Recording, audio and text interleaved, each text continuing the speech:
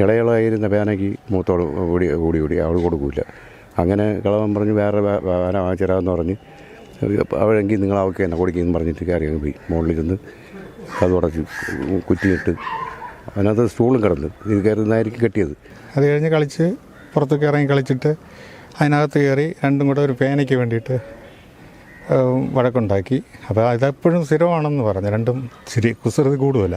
നമസ്കാരം. കഴിഞ്ഞ ദിവസമാണ് വെള്ളനാട് 4ാം ക്ലാസ് വിദ്യാർത്ഥിയായിട്ടുള്ള ദീക്ഷിത ആത്മഹത്യ ചെയ്യുന്നത്. സഹോദരിയുമായുള്ള തർക്കത്തെ തുടർന്നാണ് കുട്ടി ആത്മഹത്യ ചെയ്തത് എന്ന വിവരങ്ങളൊക്കെ പുറത്തു വന്നിട്ടുണ്ട്. കൂടുതൽ വിവരങ്ങൾ അദ്ദേഹത്തിൻ്റെ കുട്ടിയുടെ ബന്ധു തന്നെ നമ്മളോട് പറയുന്നതായിരിക്കും. ചേട്ടാ, എന്താണ് യഥാർത്ഥത്തിൽ ഇന്നലെ സംഭവിച്ചത്? വീട്ടിലെ അപ്പൂപ്പനും അമ്മയും ഒക്കെ ആണ് ഉള്ളത്.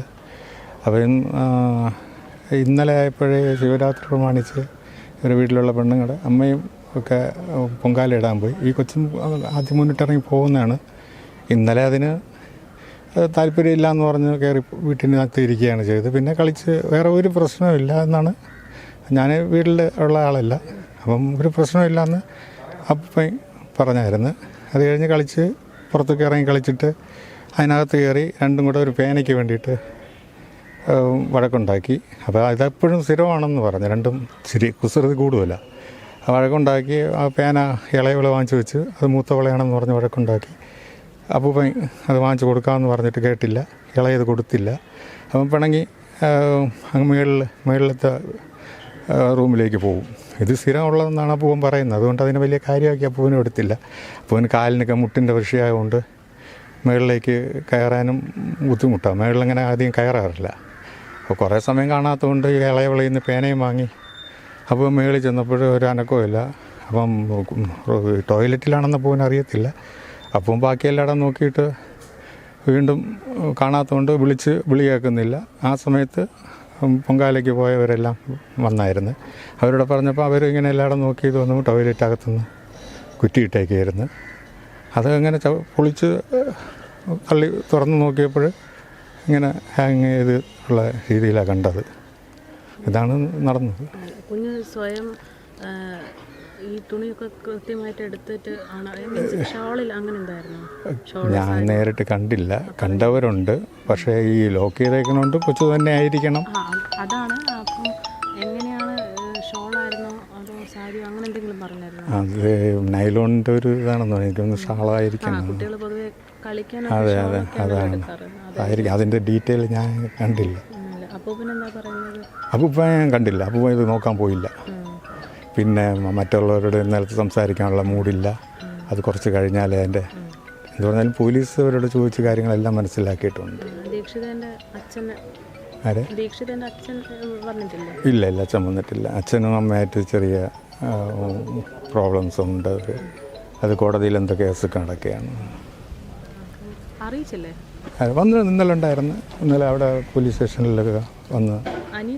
അനിയത്തിയാണോ? കൊച്ച അല്ല, ദീക്ഷിതയ്ക്ക് ഒരു സഹോദരി ഉണ്ടല്ലോ. അത് കൊച്ച മോള. അത് 4 വയസ്സ് 5 വയസ്സ് എന്തേ ഉള്ളൂ. തീരെ ചെറുതാണ്. 10 മിനിറ്റ് മുമ്പ് ഇവിടെ കളിച്ചുകൊണ്ടിരുന്നതാണ്. അപ്പോൾ ഞാൻ ഇവിടെ ഇരിക്കുകയായിരുന്നു മുകളിൽ. ഇത് കഴിഞ്ഞ് പിള്ളേർ വീട്ടിൽ കയറി പോയപ്പോൾ തള്ള അവിടെ പൊങ്കാലയ്ക്ക് വരുന്നു ശിവഭവനിലൂടെ. പൊങ്കാലയ്ക്കും കഴിഞ്ഞ് വരാറായപ്പോഴാണ് ഇവരങ്ങ് പോയത്. അവർ അവിടെ ഒരു വയസ്സായ അമ്മ മാത്രമേ ഉണ്ടായിരുന്നുള്ളൂ. അപ്പോഴവർ അവിടെ ചെന്നപ്പോൾ ഈ പിള്ളേർ രണ്ടും കൂടെ കളി മതിയാക്കി അവിടെ ചെന്നിട്ട് പിള്ളേർ രണ്ടും കൂടെ പേനയ്ക്ക് പിണങ്ങി. ഇളയളായിരുന്ന പേനയ്ക്ക് മൂത്തോട് കൂടി അവൾ കൊടുക്കില്ല.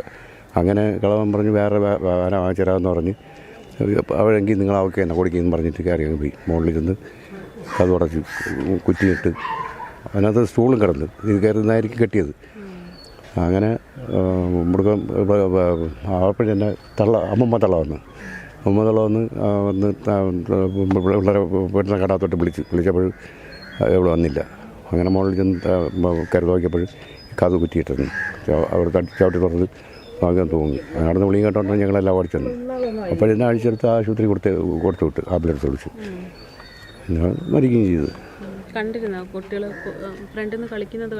ഇവിടെ നമ്മളെ ഇടയിലാണ് നിന്ന് കളിച്ചത്. ഇവിടെയാണ് നിന്ന് കളിച്ചുകൊണ്ടിരുന്നത്. എൻ്റെ വീട്ടിടയിലാണ് കളിച്ചുകൊണ്ടിരുന്നത്. ഇവിടെ തന്നെ പിള്ളേരെല്ലാം കളിക്കുന്നത്. എൻ്റെ അവിടെ ഒരു കുട്ടിയുണ്ട്, ഇവിടെ ഒരു കുട്ടിയുണ്ട്. അവരെല്ലാം കൂടെ ഇവിടെ ഒരു ഫുട്ബോൾ എടുത്തിട്ട് അങ്ങോട്ട് കാല് പുറകെ അടിച്ചടിച്ച് ഇവിടെ ഇറങ്ങി. അങ്ങനെയാണ് പറ്റിയത്. എങ്ങനെയായിരുന്നു ദീക്ഷിത? അപ്പം എന്തെങ്കിലും കരഞ്ഞോണ്ടെങ്കിൽ പക്ഷെ അങ്ങനെയൊന്നുമില്ല.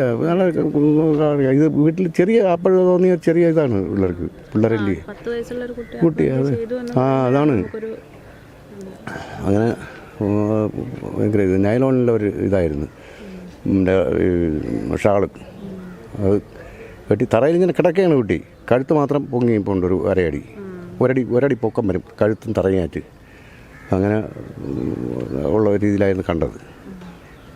അപ്പോഴും നമ്മൾ വേറെ 2-3 പയ്യന്മാർ കൂടെ ഉണ്ടായിരുന്നു. എല്ലാം കൂടെ പറഞ്ഞ് അഴിച്ച് ആശുപത്രിയിൽ കൊടുത്തു വിടാൻ പറഞ്ഞു. ആംബുലൻസ് വിളിച്ചപ്പോഴേ ആശുപത്രിയിൽ കൊടുത്തു വിട്ടു. ഒരു കഴിഞ്ഞ് ഒരു 10 മിനിറ്റിനകത്ത് കാര്യങ്ങളെല്ലാം നടന്നു. 10-15 മിനിറ്റിനകത്ത് കാര്യങ്ങളെല്ലാം നടന്നു. എപ്പോഴായിരുന്നു സമയം?